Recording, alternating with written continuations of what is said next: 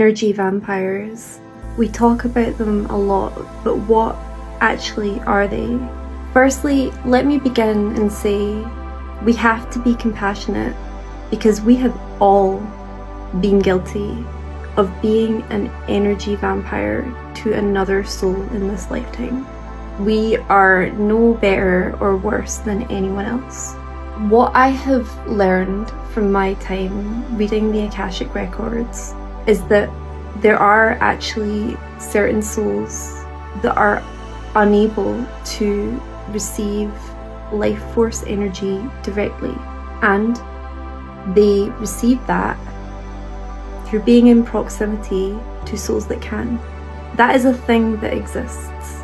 What I would say is that that's a decision that they've made on a soul level for this incarnation, and the people who are assisting them to receive a flow of life force energy have also made this decision to feed into that.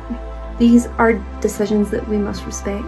However, there's also the instance where we incur soul loss. And the more soul loss that we incur, the harder it is to access life force energy for ourselves.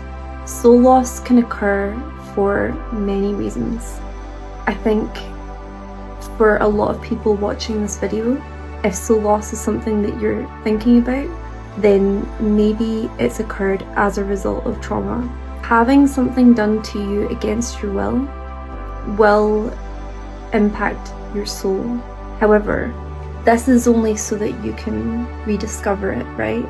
Then there's also the instance of when we act against ethics and morality, when we willfully do something to harm another person, it is going to impact our soul in this lifetime and in subsequent lifetimes.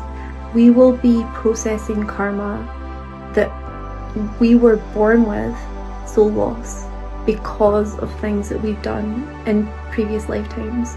And I have certainly had visibility of things that I've done in previous lifetimes that still impact my life today.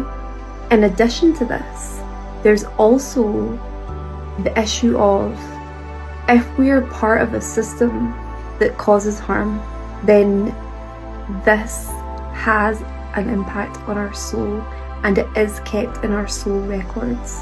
If we stand back and watch another person be harmed and don't do anything to try and assist to bring the situation back to balance, justice, then we do lose a part of ourselves to that.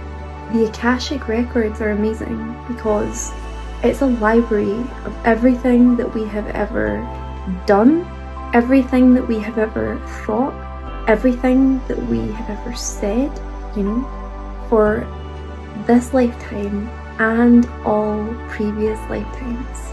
It is a comprehensive record of our soul. It's incredible.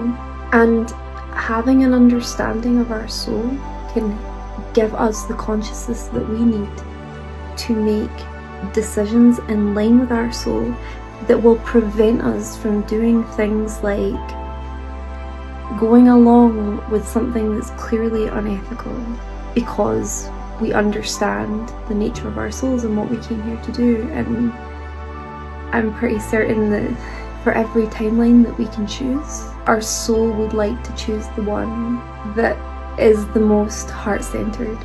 Something else worth mentioning also, there are things that can inhibit the soul that can cause a lot of miscommunication between higher self and lower self, as in our soul and our day-to-day existence.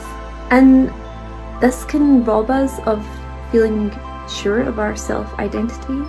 And it's very easy to clear these things when you know how to, but if you don't check, you don't know. So these are things that can stop us from receiving energy from source that might cause us to fall into dysfunctional patterns in our life and attempt to requisition life force energy from another soul, which is not healthy. Energy vampires.